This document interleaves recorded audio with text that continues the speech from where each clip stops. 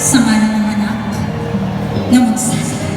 Tawagin lahat ng mga espiritu at ng mga santo para sa panalangin iaalay ko.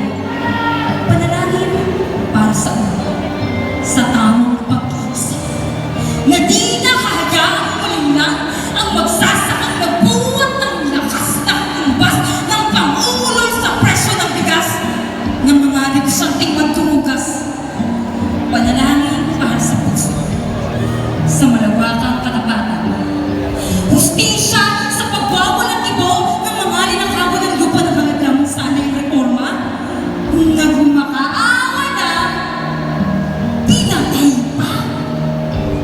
Panalangin para sa kamay, sa pinalaking serbisyo, damhin ang bakal na awa sa dapis ng sugat sa nabubulwak na dugo ng bunsod ng araw at sunod.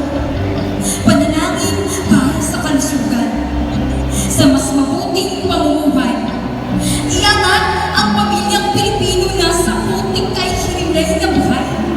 Sa ating natalampakan mo kay ako, ay nananalangin para bigyang hustisya ang mga katagang magsasaka ka na. Ama, magtanim may tibiro, mag-aapon kang na kayo ko. Di ka man lang makatayo, di ka man lang makaupo. Ako'y sa luwa'y tumutulong, aking napagtanto. Hindi na sakripisyo pinagdaanan nyo. Sa pagod, hindi ng pati nagkaloob ay pinatatak.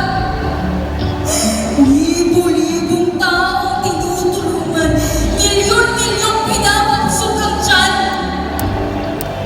Tatay mo, doktor. Nanay mo, teacher. Tito mo, engineer, tita mo, nurse. Tatay ko,